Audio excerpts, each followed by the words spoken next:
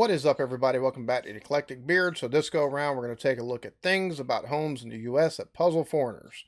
Now, there's been I've looked at videos on things and homes, or the way, at least, yeah, way things are in homes in other countries, and it's different, to say the least. I mean, I've even wired up a plug and wall socket. Took and did the wiring and stuff like that, which is really cool. And it's different than, at least plug wise and stuff like that, and what our stuff is here for the most part. But there's definitely some differences. And one of my favorite shows in the world is watching stuff like House Hunters and House Hunters International, and some of the different ways that homes are configured over there, and some of the things that are within them or that are missing from homes over in other countries versus what are pretty much standard here in the U.S. It can be night and day difference almost. So let's take a look. Hey guys, what's up? It's Charlie here, and today we're going to be looking at 10 things about homes in the USA that puzzle foreigners. If you live in the United States, I'm sure you see all the things in your home as totally normal. But around the world, people have totally different houses. And if you're not from the US, then prepare to be stunned by the weird things Americans have in their homes. But first, why not subscribe and press the notification bell too? Coming up first, we have single faucets. In many countries, for example the UK, you have two different taps or faucets. But after the explanation of why there's two faucets by my viewers, it makes sense. But yeah, I can imagine how I'd be like, what? Where's the other faucet? Countries, for example the UK, you have two different taps or faucets. But hop across the pond and there's only one. That's right, the American ethos is one faucet to rule them all. In many countries, you have to choose between washing your hands in boiling hot water or freezing cold water. Or if you're a genius, you can turn them on both at the same time and have medium water. But in the USA, there's just one faucet the water comes out of. This will be the case in almost every kitchen and bathroom in the USA. Instead of having one hot and one cold tap, there's just one. Usually you simply turn that one single tap to hot or cold. The reason why the USA only has one faucet is because their plumbing system is different from many other countries. In countries where there's two taps, water usually sits in a tank where it's not deemed to be safe. That's because the water's been sitting building up bacteria for too long. Next up is huge refrigerators. Bro, that's one of the things watching House Hunters International, some of the refrigerator sizes for some countries. I was like, what are you supposed to keep in there? Because you got small little freezer and a small little fridge area, or a small little fridge and a fridge area for it, and it's like, bro, we got all kind of meats in our lunch meats and yogurts and cheese and salad greens and just all kinds of stuff, condiments, all kinds of stuff. Like, how would you wouldn't be able to fit half of that. Of course, and again, the countries, the way food, the way you taking the foods that you cook and stuff like that, a lot different, and a lot of times a lot healthier. So you may assume that refrigerators are all made equal, but that's simply not the case. One internet user said they did a house swap with their friends from the UK. When they got to their home in the UK, they actually had to call their friends and ask where the fridge was. When they were told, they were surprised as they thought their normal fridge was some kind of mini fridge. That's because refrigerators in the USA are huge or huge. Instead of them having one door, it's actually common for them to have two. They may also be kitted out with fancy gadgets like ice makers. And some smart fridges now even have screens, but I'm pretty sure most people in America don't. Yeah, and with some of those those screens are connected to the Wi-Fi, which for me still baffles the hell out of me on who thought of this. Having a screen where you can actually sometimes watch either TV or have a program playing on it, do an app on there, or even having music played through it. But the cool feature is, for a lot of them, being connected to Wi-Fi, you can actually take and order stuff it's missing from the fridge for your groceries, which is that come in handy. Get it either delivered or curbside pickup and stuff like that. But still, just yeah, just some of the, like, it's a fridge, dude. It's supposed to keep stuff cold. That's it. Why go extra? You're being bougie for no reason. Don't have them. The reason why is because American food is often sold in larger packaging.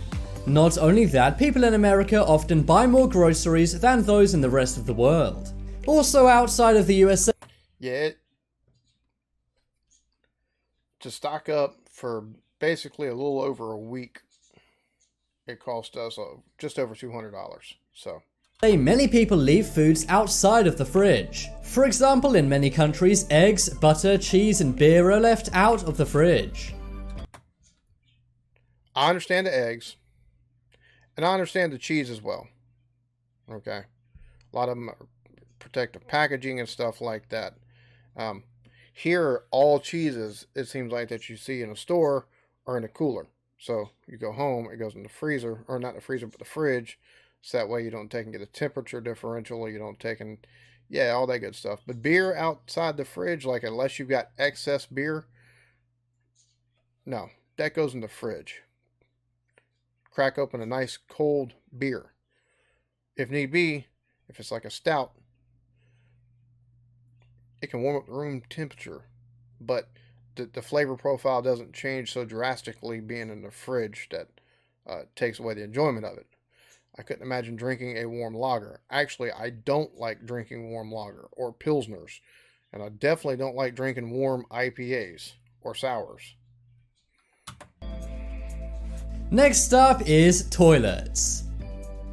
Now, for a very essential room in every house, the bathroom, there are actually a few toilet differences in the USA compared to the rest of the world. First off, American toilets are much lower down than the ones in Europe. European toilets are usually much higher than American toilets for some reason.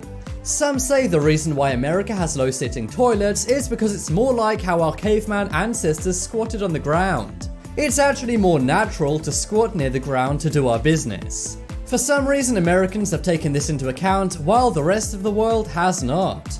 But that's not the only difference about American toilets. If you're not American and go to visit the States, you may assume your toilet's being clogged.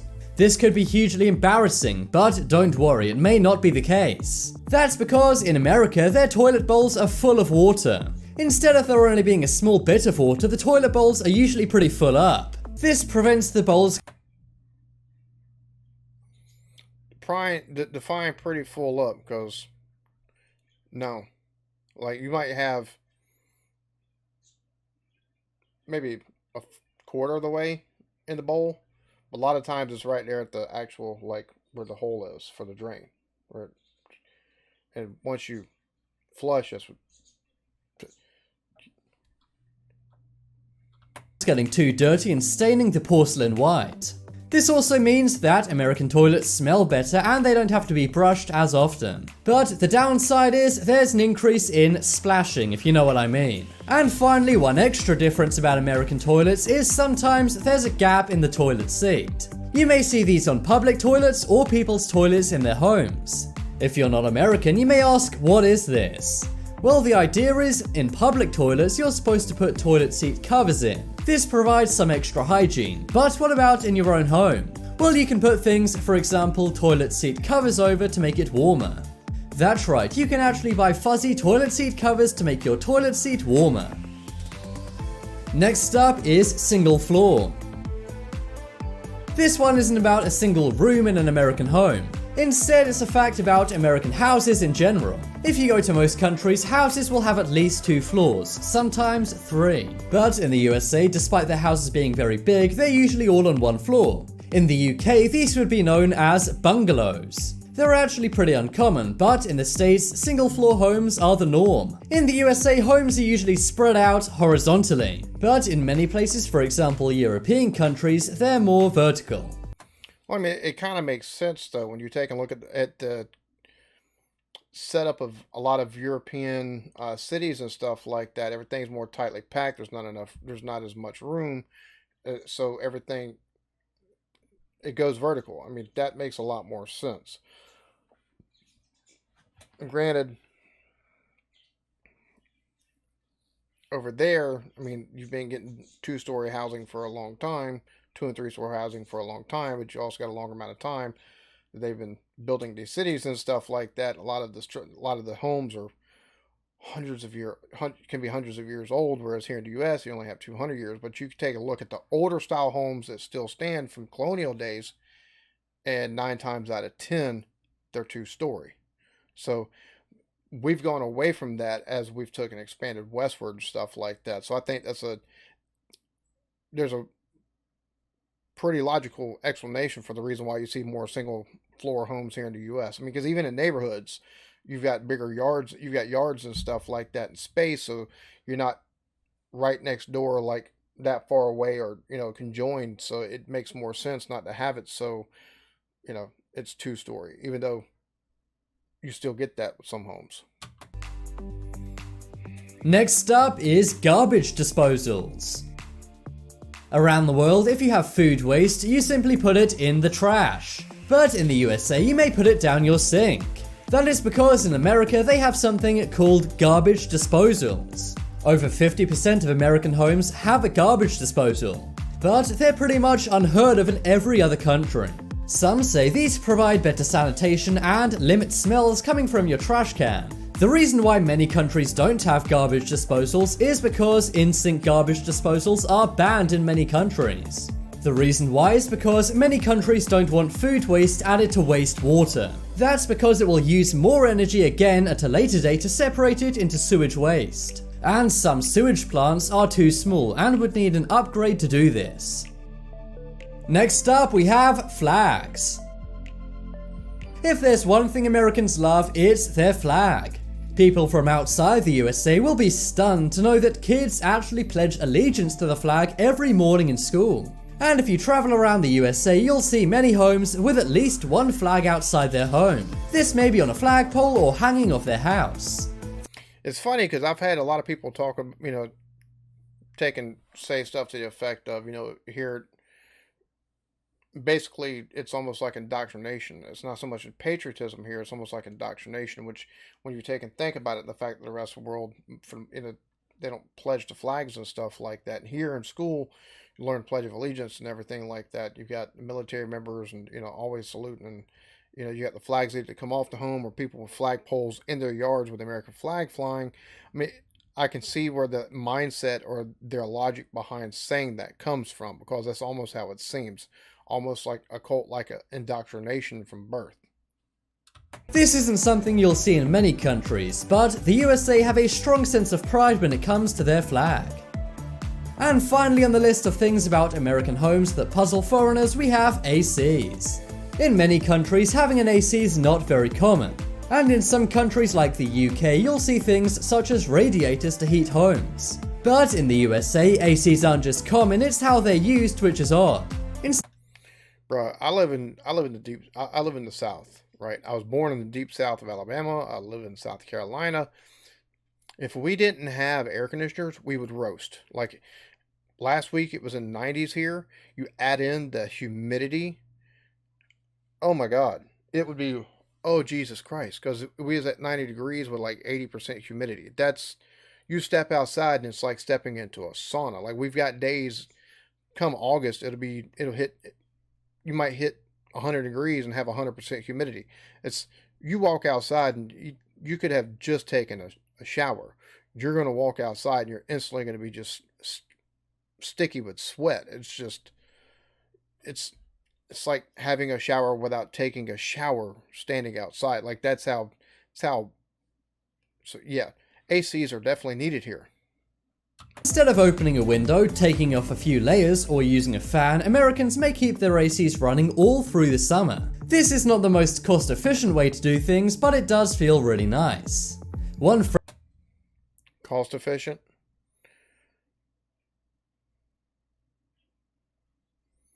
Look, I understand things are different. I completely get that.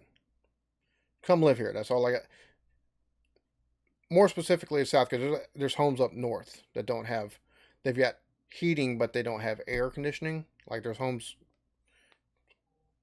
in places like Vermont, New Hampshire, Maine, places like that, even Midwest and stuff like that have heating systems but don't have air conditioning systems. they come down here to visit. And they're like, "Oh, you got AC, well, that's nice," but and then they see how hot it is and they understand the reason why. Like, fuck cost efficiency, straight up, fuck it. You don't want to die. French man moved to Boston wrote online about his experiences in America in the summer. Okay, Boston. I'll tell you right now, we made a trip to Boston. Beautiful place. 90-degree weather, like 50% humidity. They have no need for air conditioner. Like, air conditioner there, I say no need for it. It cools down the room and stuff like that. It cools down the house, but outside it's hot, but it's not unbearable. Like for us, it's like, ooh, this is nice. I can walk around and I'm gonna naturally, I'm gonna sweat after 15, 20 minutes, not like as soon as I stand out, walk outside the door. Like, people think I'm exaggerating with how hot it gets here in the South. I am not. And it's even worse when you move to states like lower Georgia into Alabama, especially towards the Gulf Coast part of Alabama, from about Montgomery County below. It's just fucking horrific. Mississippi, Louisiana is even fucking hotter. Once you get down towards the Everglades, actually down past a little bit about Gainesville and a little bit lower than Gainesville in Georgia, all the way down to the Keys, like the humidity level. Jesus Christ! It's like living. It'd be like it's like Cuban weather almost. He said, "Why do you guys leave the AC on when there's so many windows?" He complained that many buildings he went into were actually too cold. And really, the reason why AC is left on is because it's all about the luxury. There's no need to worry about acclimatizing or changing clothing when you can keep your home exactly how you want it. If you're not from America, then vote in the poll in the top right corner about... Alright, so there we have it. Things about homes in the U.S. that puzzle foreigners. I'm going to tell you right now, like the one, like everything else I can understand. ACs here in the South, sorry, open window and a fan, just, it don't cut it. I mean, I guess if you grow up that way, because grandma, grandpa, stuff like that, they all took and grew up that way. I've got aunts and uncles that we didn't take and get AC in our house in like the 80s. My wife said they didn't have AC in their house growing up until she was almost in high school. But she said summers were miserable. It doesn't matter what they did. Summers were miserable. Like, there's old people that die because how hot it gets, no matter if you got the windows open or not. That's how hot it fucking gets. And it's even crazier due to the fact that inside can be hotter than outside, even with a window open. So a lot of times here in the South, you don't necessarily get a breeze. So you don't have that air movement, the air circulation. So yeah, ACs are definitely, especially here in the South, they are highly necessary. So y'all be good to each other. Love yourselves. Peace.